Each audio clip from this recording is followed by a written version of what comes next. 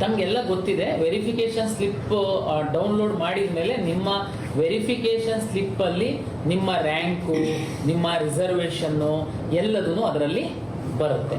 ಅಂದರೆ ಅಲ್ಲಿ ನಿಮಗೆ ನೆಕ್ಸ್ಟ್ ಕೌನ್ಸಿಲಿಂಗಿಗೆ ಭಾಗವಹಿಸೋದಕ್ಕೆ ರೆಡಿ ಅಂತ ವೆರಿಫಿಕೇಶನ್ ಸ್ಲಿಪ್ ಡೌನ್ಲೋಡ್ ಮಾಡಿದರೆ. ಈಗ ನಾವು ರಿಸಲ್ಟನ್ನು ಕೊಟ್ಟು 2 ದಿನ ಆಗಿದೆ. ನಾವು ಇವತ್ತು ಅಥವಾ ನಾಳೆ ಬೆಳಿಗ್ಗೆ ನಾವು ವೆರಿಫಿಕೇಶನ್ ಸ್ಲಿಪ್ಪನ್ನು ರಿಲೀಸ್ ಮಾಡ್ತೀವಿ. ವಿದ್ಯಾರ್ಥಿಗಳಿಗೆ ವೆರಿಫಿಕೇಶನ್ ಸ್ಲಿಪ್ ಬಗ್ಗೆ ಒಂದು ವಿನಂತಿ ಏನಂತಂದರೆ, ವೆರಿಫಿಕೇಶನ್ ಸ್ಲಿಪ್ಪನ್ನು ಡೌನ್ಲೋಡ್ ಮಾಡಿಕೊಂಡು ಆ ವೆರಿಫಿಕೇಶನ್ ಸ್ಲಿಪ್ಪಲ್ಲಿ ಇರುವಂತಹ ಎಲ್ಲ ಮಾಹಿತಿ ಸರಿ ಇದೆಯಾ ಅನ್ನುವಂಥದ್ದನ್ನು ದಯಮಾಡಿ ನೋಡ್ಕೊಳ್ಳಿ. ವಿಶೇಷವಾಗಿ ತಾವು ಕ್ಲೈಮ್ ಮಾಡಿರುವಂತಹ ಮೀಸಲಾತಿಗಳು.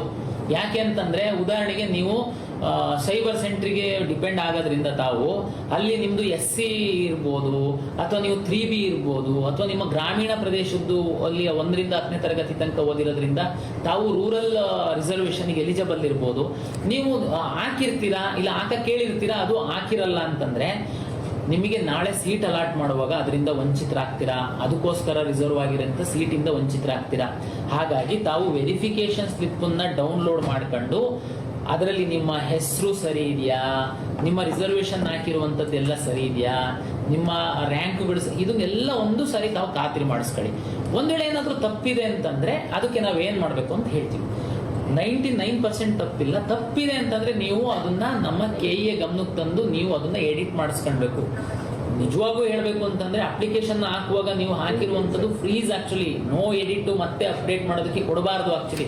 ಬಟ್ ಆದರೆ ನಮ್ಮಲ್ಲಿ ಹೆಚ್ಚಿನ ಗ್ರಾಮೀಣ ಪ್ರದೇಶದ ವಿದ್ಯಾರ್ಥಿಗಳು ಇರ್ತಾರೆ ಅಂತ ಅಂದ್ಕೊಂಡು ನಾವು ಕೌನ್ಸಿಲಿಂಗ್ ಶುರು ಮಾಡಿದ್ರೆ ಆಪ್ಷನ್ ಎಂಟ್ರಿ ಶುರು ಮಾಡೋ ತನಕ ನಿಮಗೆ ಫೆಸಿಲಿಟೇಟ್ ಮಾಡ್ತೀವಿ.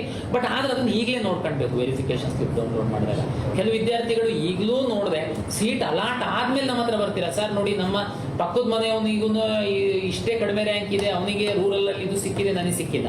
ಆಮೇಲೆ ನಿಮ್ಮದು ತೆಗೆದು ನೋಡ್ತು ಅಂತಂದರೆ ನೀವು ರೂರಲ್ ಹಾಕೇ ಇರಲ್ಲ. ಅದಕ್ಕೆ ಈ ವೆರಿಫಿಕೇಶನ್ ಸ್ಲಿಪ್ಪನ್ನು ನಾವು ಇವತ್ತು ರಾತ್ರಿ ಅಥವಾ ನಾಳೆ ಬಿಡುಗಡೆ ಮಾಡ್ತೀವಿ.